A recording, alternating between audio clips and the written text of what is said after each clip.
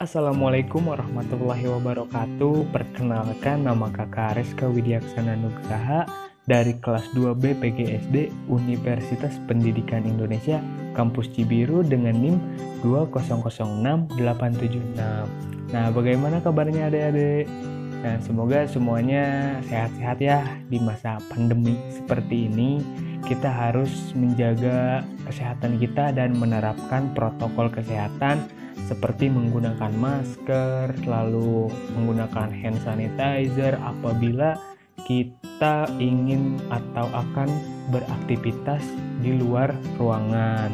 Seperti itu. Nah, jadi sebelum kita belajar, alangkah baiknya kita berdoa terlebih dahulu.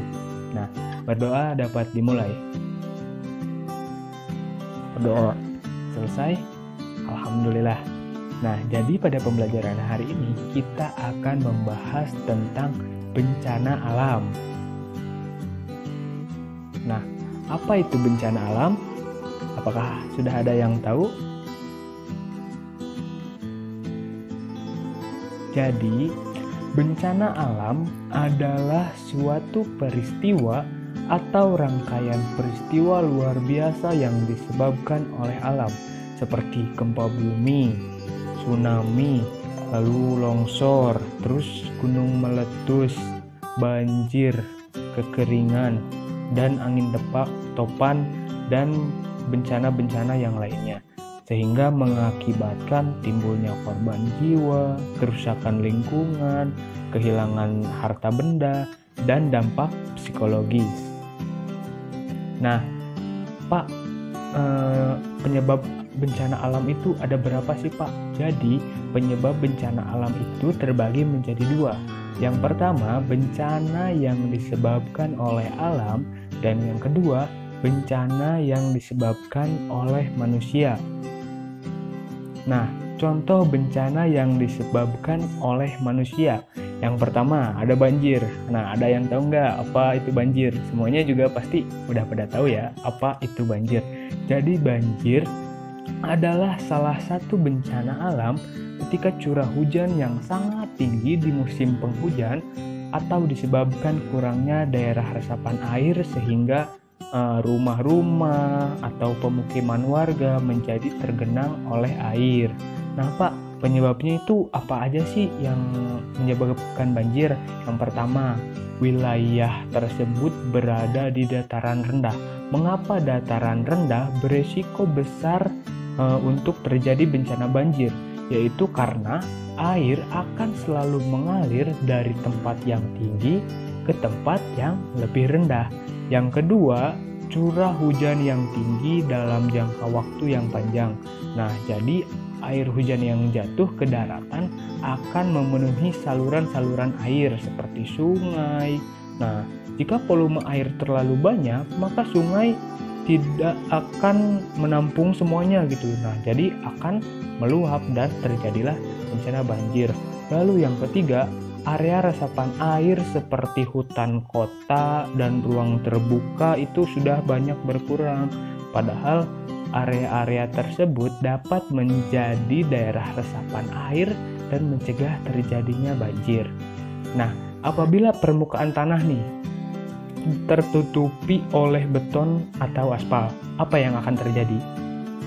Yang akan terjadi adalah air tidak dapat meresap dan akan menggenang di atas permukaan beton atau aspal tersebut, seperti itu.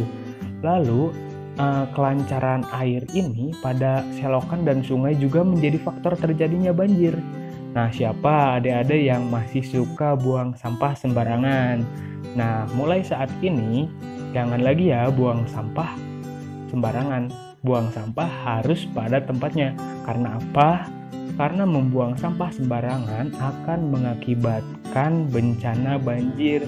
Meskipun itu tidak terasa dampaknya oleh kita, mungkin oleh orang lain akan terasa dampak tersebut, seperti itu. Nah, lalu penyebab yang terakhir adalah kegundulan hutan.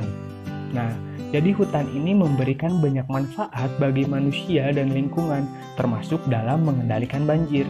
Pohon-pohon yang tumbuh di hutan berperan untuk menahan dan menyerap air. Nah, apabila jika kondisi hutan rusak atau gundul, baik karena alih fungsi lahan dan penebangan liar, maka akan berakibat pada volume air pada aliran sungai seperti itu. Nah, apa aja sih Pak kerugian yang dapat disebabkan oleh banjir ini? Yang pertama, kerugian materi seperti kehilangan harta benda seperti itu. Yang kedua, sarana dan prasarana rusak seperti sekolah tidak dapat dihuni atau rusak seperti itu.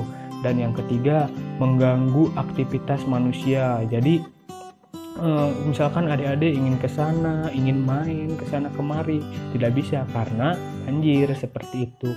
Lalu yang keempat, ancaman penyakit. Jadi di dalam bencana banjir ini akan terjadi dan muncul berbagai penyakit seperti nyamuk demam berdarah, lalu ada penyakit kulit seperti itu. Nah, selanjutnya ada longsor. Nah, ada yang tahu longsor itu apa?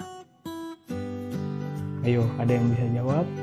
Jadi, tanah longsor itu adalah perpindahan material pembentuk bukit atau batuan, bahan rombakan tanah. Material tersebut bergerak ke bawah atau menuruni bukit seperti itu. Nah, apa yang menyebabkan longsor ini terjadi? Ada yang bisa jawab? Nah, jadi longsor ini terjadi karena penebangan liar, pohon-pohon ditebangin semuanya, jadi pohon-pohon di sana menjadi gundul sehingga tanah tidak ada yang menahan seperti itu. Nah, selanjutnya ada contoh bencana yang disebabkan oleh alam. Yang pertama, ada gempa bumi. Gempa bumi adalah proses di mana pergerakan lempengan tanah itu bergerak sehingga terjadilah gempa bumi. Nah, Pak, bagaimana cara menanggulangi gempa bumi ini? Jadi, cara menanggulangi gempa bumi ini itu tidak bisa ditanggulangi sebenarnya, tapi kita bisa mengantisipasinya. Seperti apa? Apabila adik-adik sedang duduk ya atau menonton TV, lalu terasa tanah itu berguncang. Nah, kalian jangan sembunyi di bawah meja atau bersembunyi di dalam rumah, jangan seperti itu. Jadi kalian harus lari ke tempat yang lapang atau tidak ada bangunan apapun sehingga terhindar dari reruntuhan dampak gempa seperti itu.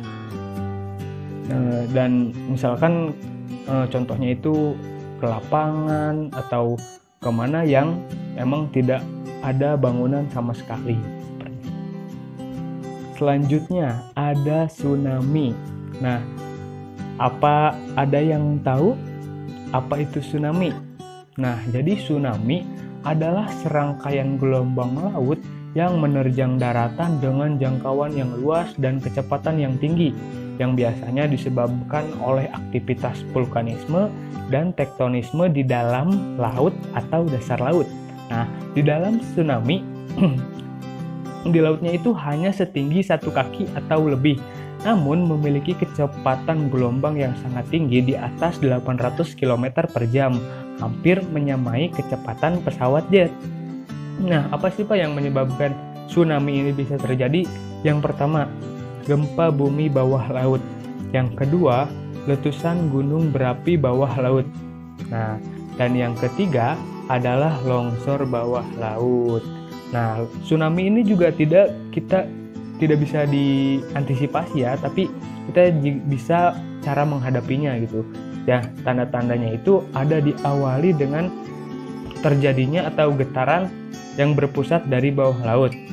Yang kedua, air laut tiba-tiba surut. Surutnya air laut ini karena permukaan laut turun secara mendadak sehingga terdapat kekosongan ruang dan menyebabkan air laut pantai tertarik. Semakin jauh air laut surut, maka akan semakin besar tsunami yang akan terjadi. Nah, jadi apabila adik-adik yang rumahnya di dekat pantai seperti itu apabila terjadi gempa, lalu air laut tiba-tiba surut, itu kalian harus mengantisipasinya dengan cara pergi menjauh dari pinggiran pantai, seperti pindah ke rumah saudara yang memang rumahnya jauh dari pantai, seperti itu.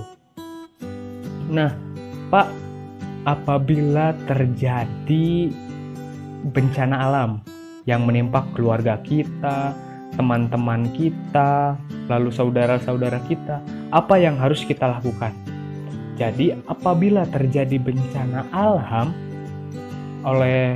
yang dialami oleh siapapun itu, kita sebagai manusia, makhluk sosial, kita harus senantiasa membantu mereka. Nah, Pak, apa aja sih yang dapat kita lakukan untuk membantu mereka? Nah, jadi bantuan yang tepat untuk korban yang terkena bencana alam adalah yang pertama ada bantuan medis, alat kesehatan, obat-obatan, perawatan, dan bantuan medis sangat dibutuhkan korban bencana alam. Jadi saat bencana terjadi akan banyak orang terluka, baik luka ringan maupun luka berat. Karenanya pertolongan medis ini sangat dibutuhkan sekali. Yang kedua, ada bantuan psikologis. Selain kesehatan fisik, kesehatan mental para korban pun harus dijaga. Para korban, khususnya anak-anak, akan mengalami trauma ringan maupun berat. Dan yang ketiga, bantuan pendidikan dan edukasi. Nah, jadi bencana alam juga dapat membuat fasilitas, sarana, dan prasarana pendidikan rusak. Akibatnya, murid tidak dapat melanjutkan sekolah hingga waktu tertentu. Nah, apa yang bisa kita lakukan? Jadi adik-adik misalkan mempunyai buku yang sudah tidak terpakai, nah itu bisa disumbangkan untuk korban bencana alam. Nah, lalu yang keempat adalah bantuan sandang pangan. Nah, sandang pangan itu apa? Yaitu makanan dan pakaian juga itu sangat dibutuhkan korban bencana alam. Pemberian sandang pangan dapat dilakukan untuk membantu korban bencana alam di Indonesia. Misalkan adik-adik mempunyai baju yang emang sudah kecil atau sudah lama tidak terpakai, bisa disumbangkan. Atau misalkan mempunyai makanan, nah itu juga bisa disumbangkan, seperti itu. Nah, yang terakhir adalah bantuan kerohanian dan keagamaan. Nah, di Indonesia ini merupakan negara yang sangat menjunjung keagamaan. Sekalipun bencana alam terjadi, aktivitas agama tidak boleh terhenti kiranya.